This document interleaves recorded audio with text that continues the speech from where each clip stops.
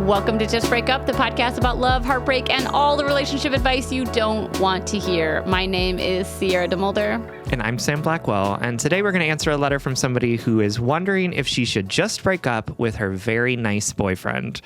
But before we begin, we just want to give you our Surgeon General's warning, which is that Sierra and I are not licensed mental health practitioners.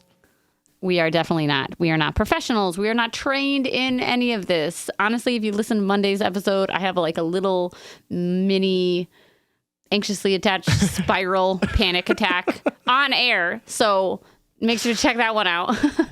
And please take our advice as you see fit. We're only here to offer our humble musings to hopefully shed some understanding and maybe some laughs about the incredibly rewarding, but mostly confusing experience that is love. All right, let's dive into today's letter. Today's letter comes from Senior Year Fear, whose pronouns are she, her, who is far away from home and confused. So, I'm writing from a place of sheer, utter confusion. I, she, her, 23, have been dating my partner, he, him, 22, let's call him Z, for 2 years. We go to the same university abroad, but we are both originally from the US. We've been friends for all of college, including my freshman year where I was dating a guy who was really wrong for me. That relationship was extremely toxic, with him being very avoidant and me going absolutely batshit crazy in my anxious attachment. Sierra can relate. A few months after I ended that relationship, I started seeing Z. We were friends, and slowly our friendship turned into something more. More time together one-on-one, some sparks between us, etc. Eventually, I asked to kiss him one day, and he said yes. Unfortunately, even that first kiss, well, I wasn't super sure. It wasn't great, which is fine. He hadn't been with anyone in a while, and so I understand the kiss wasn't great. Anyway, I was just getting over my toxic breakup, and so I told Z I wasn't ready for a relationship then, and then we decided to get together a month or two after. Since then, I feel like our relationship has always been me being a bit unsure. I love Z so much. He's an amazing guy, but at times I know he's not my type. He's younger than me, and I've literally only dated men with a larger age gap. He's from the US, and I've been living abroad for the last 5 years, so I'm used to men who look quite different from him. Z is an absolutely amazing person, boyfriend, partner, and human being. He is so endlessly kind, patient, and respectful. He has been with me at extreme lows as I dealt with a panic disorder spiraling out of control, all the fears and insecurity that come with being a senior in college, and he's been extremely supportive as I struggle with some disordered eating habits and overexercising. He's actually perfect, like my mom is making him a quilt perfect. Love that brand of perfect. Love a good quilt. But there's the but. I've never felt in my gut that he's the one for me. I feel like at times our attraction has been so low, and I rarely to never initiate sex, which I always did in past relationships. Sometimes I even feel like I get the ick from certain behaviors or outfits or lack of haircuts. I do feel attracted to him, but only sometimes, and it feels very context or even outfit dependent. I feel incredibly shallow and guilty about this, and I've been trying to make it work this entire time. Since it's our senior year of college, I've been thinking a lot about the future and about Z's place in it, and I was feeling incredibly unsure. I was waiting for the right time to bring it up, but instead I got incredibly drunk at a party last weekend and told him we're not doing well in our relationship. Absolutely amazing timing and communication, right? We talked about it since then, and he felt very blindsided, and I felt very guilty and unsure of how to communicate. I expressed my feelings of uncertainty, and we eventually agreed to take a 2-week break. But the problem is I'm so confused. Is my uncertainty and at times lack of attraction normal, and I'm just thinking too much because of my anxiety? I feel my gut is not right anymore because of my relationship with my toxic ex, where I was convinced after only 2 weeks that he was my future husband. I feel like I have a lot of hurt and fear, and I don't trust my gut anymore. Is this lack of attraction just normal after some time, and I should try and make it work? Our relationship has been so beautiful. We have similar values and life goals, and we've traveled together to over 29 countries while at school together. I mean, I feel like he's perfect for me, and I'm throwing it away over something so silly.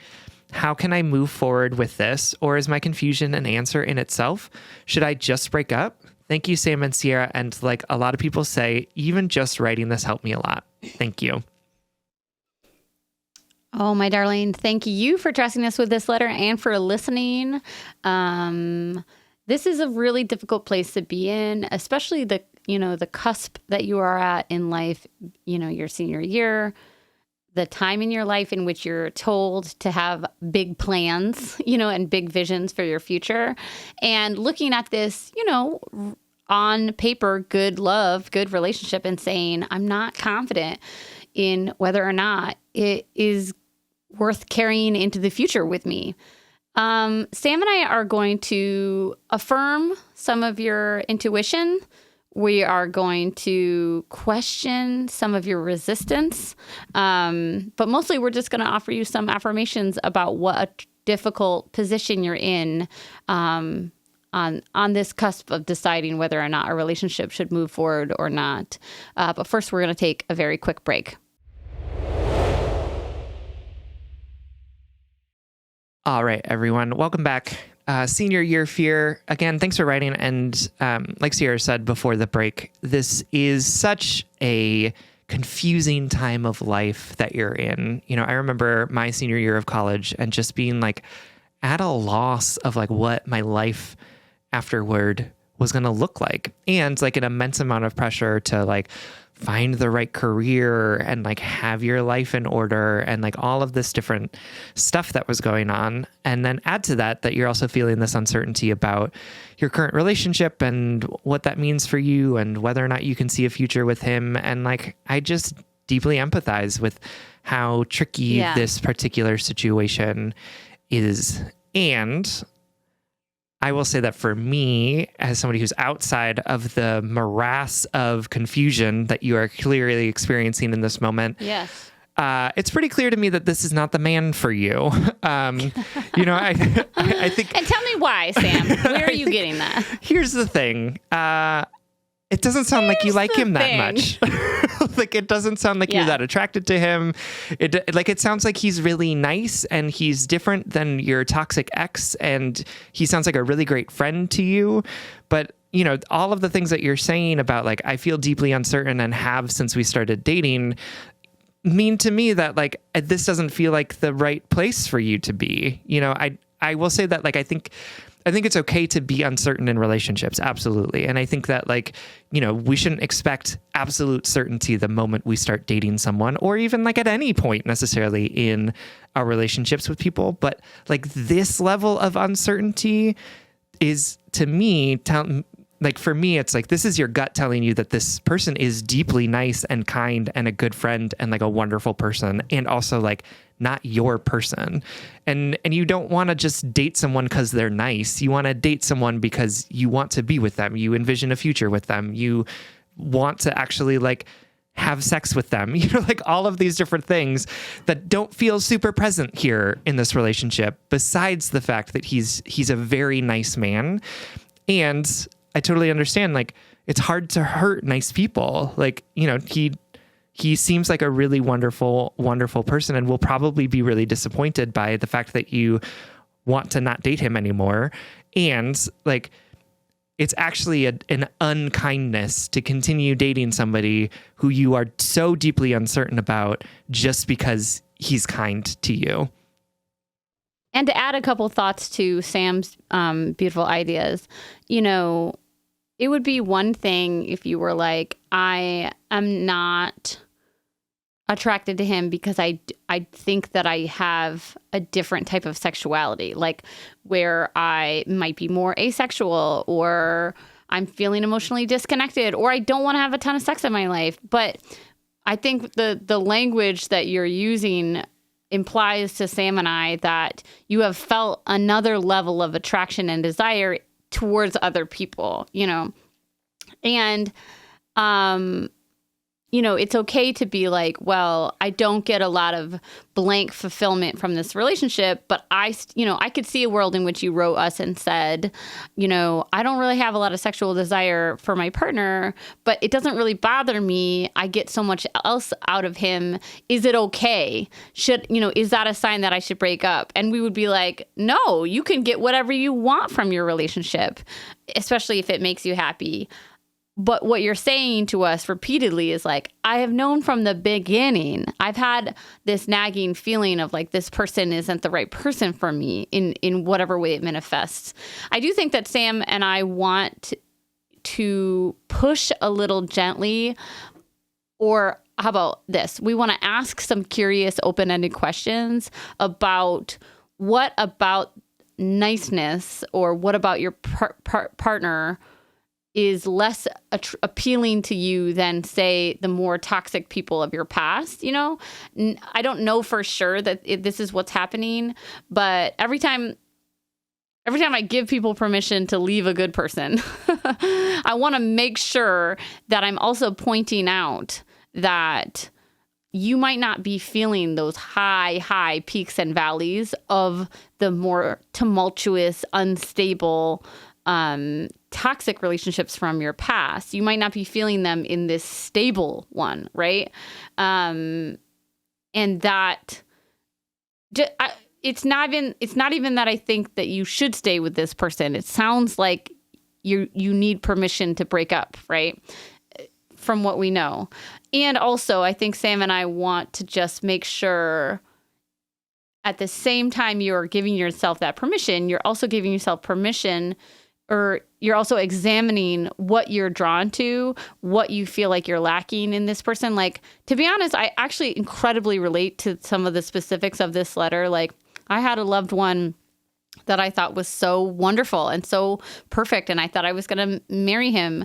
But there was from day one, lack of sexual chemistry, desire, and there was things about him physically that I think I allowed to manifest because of other things that I wasn't validating. Like, I wouldn't like certain clothes that he wore.